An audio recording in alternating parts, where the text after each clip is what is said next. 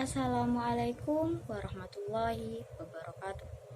Perkenalkan, nama saya Sri Ayu Lestari. Di sini saya akan mempresentasikan tentang teks cerita sejarah. Apa sih teks cerita sejarah itu?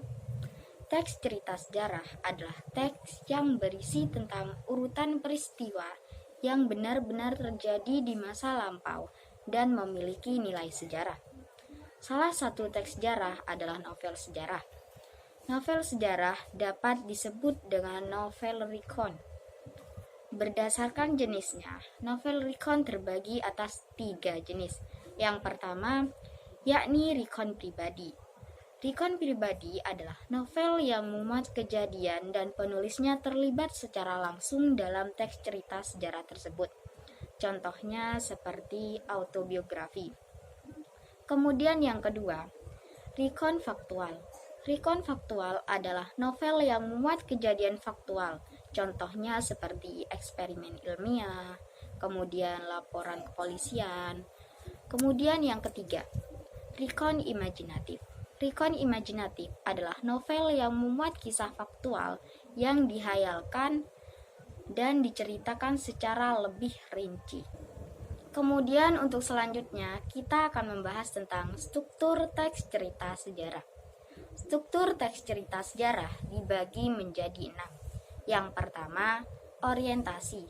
Orientasi merupakan pengenalan latar cerita yang berkaitan dengan waktu, ruang, dan situasi cerita dalam cerita sejarah tersebut. Kemudian yang kedua, pengungkapan peristiwa. Pengungkapan peristiwa merupakan urutan sebuah kejadian yang dihubungkan dengan sebab akibat. Kemudian yang ketiga, menuju konflik. Nah, pada bagian ini terjadi peningkatan perhatian seperti kegembiraan, kehebohan, ataupun ketertiban sebagai situasi yang menyebabkan bertambahnya kesukaran tokoh. Kemudian yang keempat, komplikasi. Komplikasi merupakan bagian klimaks. Klimaks merupakan tahap cerita yang diceritakan puncak dari persinggungan para tokoh. Kemudian yang kelima, resolusi. Resolusi berisi penjelasan ataupun penilaian tentang sikap ataupun nasib-nasib yang dialami tokohnya setelah mengalami peristiwa puncak tersebut. Kemudian yang terakhir, koda. Nah, pada tahap ini merupakan tahap akhir cerita. Bagian ini merupakan komentar terhadap keseluruhan isi cerita yang fungsinya sebagai penutup cerita. Kemudian untuk selanjutnya kita akan membandingkan tentang novel sejarah dan teks cerita sejarah. Setelah tadi kita sudah mengetahui apa itu novel cerita sejarah dan kita sudah membahas tentang struktur teks cerita sejarah. Nah, untuk selanjutnya kita akan membedakan tentang teks sejarah dengan novel sejarah. Yang pertama, teks sejarah dituntut mengarah pada hal-hal yang pernah ada atau pernah terjadi.